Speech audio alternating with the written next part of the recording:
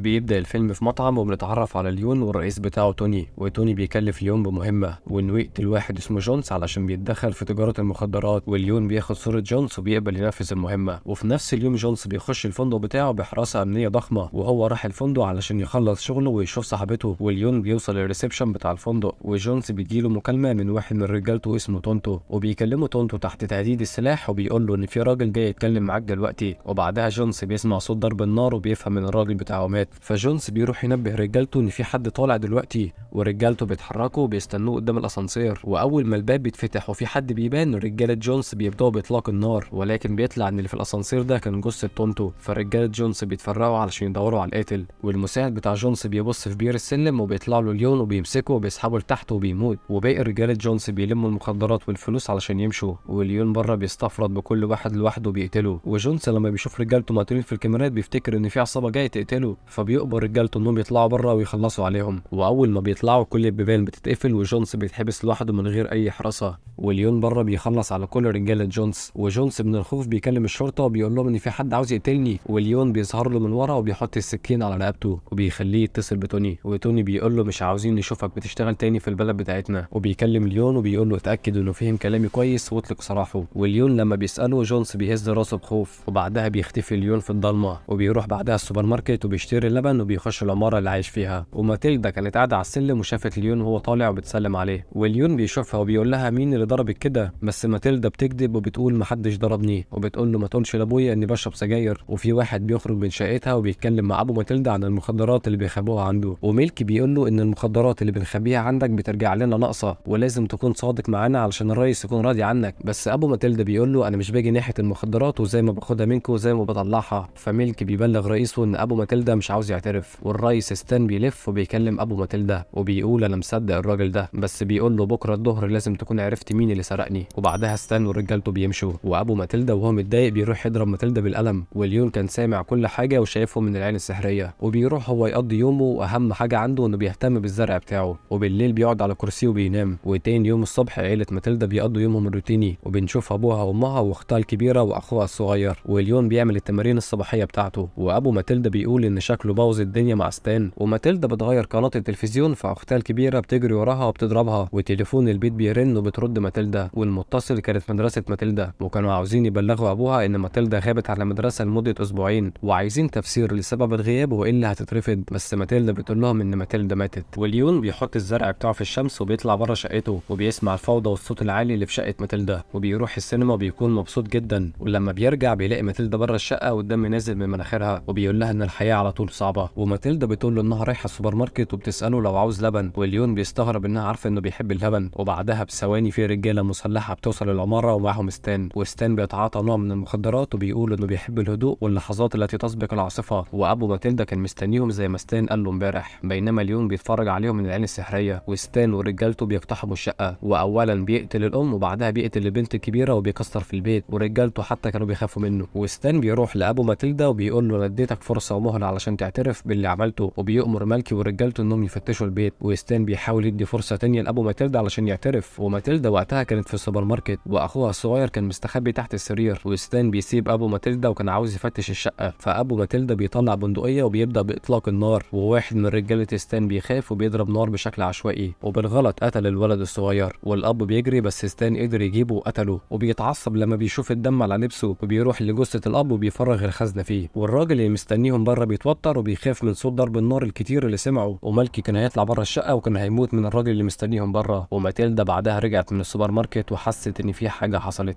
وشافت جثه ابوها مرميه على الارض، وسمعت مالكي وهو بيقول انهم قتلوا كل عيلتها. وبتعيط ماتيلدا وبترن على جرس شقه ليون وبتطلب منه انه يدخلها. وفي الوقت ده في واحد من رجاله ستان كان شايفها، وليون كان متردد يفتح لها، بس في الاخر فتح لها ودخلها. وبتخش المطبخ وهو بيستنى عند الباب، ومالكي بيعرف ان في بنت ناقصه في العيله وبيقعدوا يدوروا عليها في البيت. فالراجل اللي واقف بره بيفتكر لما شافها عند شقه ليون، وبيروح لشقته وماسك في ايده مسدس. وليون كان شايفه مصوب مسدسه في الاتجاه اللي بيتحرك فيه. وماتيلدا لما فتحت التلفزيون الاتنين بيتنفضوا والراجل مشي، ورجاله ستان لقوا المخدرات، وساعتها البوليس بيوصل. وليون بيعزي ماتيلدا في اللي حصل لعيلتها، بس هي بتقول له انهم كلهم كانوا وحشين معاها ما عدا اخوها الصغير، وهي كانت بتحبه جدا. فليون بيحاول يضحكها باي طريقه، وبيسالها اذا كان عندها مكان تاني تروحه، بس هي بتقول له لا. فبيقوم علشان يجيب لها لبن، وماتيلدا بتفتح شنطته وبتلاقي الاسلحه. ولما رجع لها بتساله هو انت قاتل مأجور؟ فليون بيقول لها اه. فهي بتساله عن المبلغ اللي هتدفعه لو هتأجر قاتل علشان ينتقم من اللي قتلوا عيلتها. ولما بتسمع السعر بتتصدم، فبتعرض عليه انه يعلمها ازاي تبقى قاتله محترفه، ولكن ليون بيرفض. وهي بتقول له انها ما عندهاش مكان تاني تروحه، فهو قال لها بيتي عندي النهارده وبكره هنبقى نتكلم، وراح نايمها في السرير وهي بتشكره لانه لطيف معاها. وبالليل ليون بيقرر انه يقتل ماتيلدا، ولكن لما بيوصل عندها بيغير رايه، وتاني يوم الصبح بيحط الزرع بتاعه في الشمس وبيعمل تمارينه، وبيقول لماتيلدا انها لازم تسيبه وتمشي بعد ما تفطر. فماتيلدا بتديله ورقه وهو بيقول لها انه مش بيعرف يقرا، فبتقول له انها عرفت هي هتعمل ايه في حياتها، وهو انها عاوزه تكون قاتله محترفه. فليون بيديها مسدس كهديه وبيقول لها حظ سعيد ليكي انا بشتغل لوحدي. وماتيلدا بتحاول تقنعه انه من ساعه ما انقذ حياتها فهو بقى مسؤول عنها، وليون بيقول لها انها مجرد بنت صغيره ومش هتبقى قادره تكون قاتله مأجوره. فماتيلدا خدت المسدس وضربت نار من الشباك كدليل انها قادره. وبعدها ليون خدها ونزلوا الشارع وقال لها ما تعمليش كده تاني علشان ده مش اسلوب واحده محترفه. وبيروحوا فندق علشان يحجزوا اوضه، والموظف بيديهم ورقه علشان يملوا بياناتهم، وماتيلدا بتاخد الورقه وبتقول له انها تملاها علشان ما يحسش بالاحراج. ولما بيطلعوا الاوضه بتطلب منه تاني انه يعلمها ازاي تبقى قاتله محترفه. وبعدها ليون بيروح لتوني وبيطلب منه ياخد مسدس ينفع للمبتدئين، وتوني بيقول له ليه ليون المحترف يطلب حاجه زي كده. فليون قال له انا بفضل استخدم كل الاسلحه علشان ما افقدش مستوايا. وتوني مش مقتنع بكلامه قوي بس بيديله شنطه الاسلحه. وبعدها ليون بيطلع بندقيه لماتيلدا وبيقول لها ده اول سلاح انت محتاجه تتعلميه علشان هيديكي مساحه كبيره ما بينك وما بين الهدف، وكلما قربتي من الهدف اللي عاوزه تقتليه هتصبحي اكثر احترافا، والسكينه هتبقى اخر سلاح هعلمهولك. وبياخد الوضعيه المناسبه للتدريب، وبيقول لها تبص من السلاح وتضرب اي شخص تقابله بس ما تقتلش ولا اطفال ولا ستات. وبيكون ليون بيستخدم رصاص ما بيقتلش. وبتشوف راجل بيجري وليون بيقول لها تعمل ايه، واول ما بيقول لها تضرب دلوقتي بتضرب نار على الراجل وبتقدر تسيب الهدف. وليون عجبه ادائها. وبعدها ماتيلدا بتنظف شقه ليون وبتغسل الاطباق وبتنظف المسدسات، وبيعملوا التمارين سوا وليون بيخليها تشرب اللبن. وبالليل هي بتنام على السرير وهو بينام على الكرسي كعادته، وبيصحيها الصبح بدري علشان يتمرنوا سوا،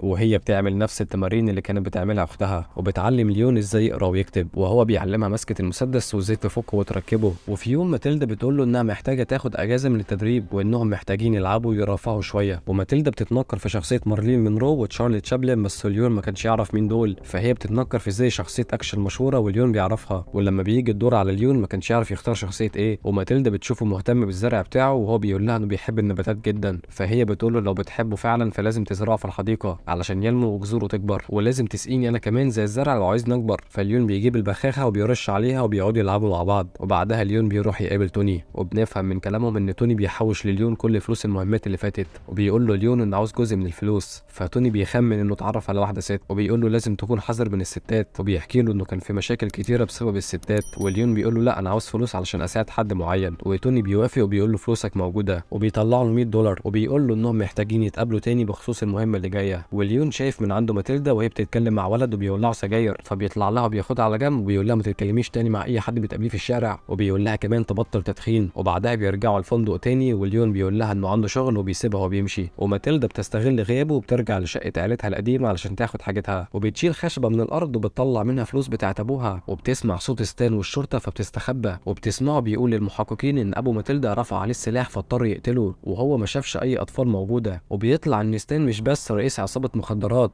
لا ده بيطلع انه اساسا ضابط في مكافحه المخدرات. والمحققين بيقولوا له احنا محتاجينك تتعاون معانا، فستان بيقول لهم لو عايزيننا نتعاون يبقى تقولي مكتبي. وماتيلدا بتعرف بركب ومكان مكتب ستان، ولما بينزل وبيركب عربيته وهي كمان بتركب تاكس وبتمشي وراه، وبتعرف هنا ماتيلدا انه ضابط مكافحه مخدرات. وبعدها ماتيلدا بترجع الفندق وبتسلم ليون الفلوس اللي جابتها من البيت، وبتطلب من ليون انه يقتل الراجل اللي قتل عيلتها مقابل الفلوس دي، بس ليون بيرفض علشان دي مهمه خطيره انه يقتل ضابط. فبتتضايق ماتيلدا وبتقول له انت ليه بتعاملني كده وليه مش عايزني انتقم من اللي قتلوا عيلتي. فهو بيقول لها الانتقام ده مش حاجه حلوه والنسيان هو افضل حل، علشان ساعه ما تقتلي انسان حياتك بعدها بتتغير وهتضطري تنامي بعين مقفوله وعين مفتوحه. وماتيلدا بتقول له كل الكلام ده مش مهم ليا، وبتطلع مسدس وبتحط فيه 3 رصاصات وبتلف الساقيه، وبتقول له انا هحط المسدس على دماغي ولو انا عشت فانا هفضل معاك للابد، ولو انا مت هتبقى ارتحت مني. واول ما حطيته على دماغها وداست على الزناد ليون مسك ايديها والطلقه جت بعيد، وبياخدها بعدها وبيقابله توني وبيقول له ليون انه محتاج حد يساعده في مهماته، ودي بنت ذكيه وبتتعلم بسرعه. وتوني بيوافق بس مش بيكون مصدق ان بنت في سنها هتخش المجال ده، وبيروحوا فعلا وبينفذوا المهمات سوا. وماتيلدا بتساعده في كل حاجه، والمهمات بقت اسهل على ليون، وبقى متعود ياخدها معاه في كل مهمه، وبقى بيخاف عليها وبيعتبرها زي بنته. وبعدها بيروح ليون يقابل توني وبيقول له لو حصل لي حاجه في يوم من الايام تدي كل الفلوس لماتيلدا. وتوني بيقول له ما تقلقش، سيب الموضوع ده عليا. وبعدها ليون كان بيستعد لمهمه جديده، بس بيقول لماتيلدا انها مش هتنفع تيجي معاه لانها مهمه كبيره. فماتيلدا بتقعد لوحدها وبتستغل غيابه للمره التانيه، وبتروح لاسم الشرطه اللي ستان شغال فيه. ولما بتشوفه داخل بتمشي وراه وبتتظاهر انها بتوصل اكل لحد جوه، وبتمشي ورا ستان وبتخش وراه الحمام، وهو بيطلع مستنيها ورا الباب وبيسالها مين اللي بعتك. فماتيلدا بتقول له انها بتشتغل لوحدها، وبتقول له انت قتلت اخويا. وستان بيتاسف لها وبيقول لها انت كمان هتموتي لان جيتيلي لحد هنا. ولكن فجاه في واحد من رجالته بيخش عليهم وبيقول لستان ان مالكي مات، واللي قتله كان شخص سريع ومحترف وقتل عدد كبير من رجاله ستان، وكأن اللي بيحصل كان انتقام شخصي.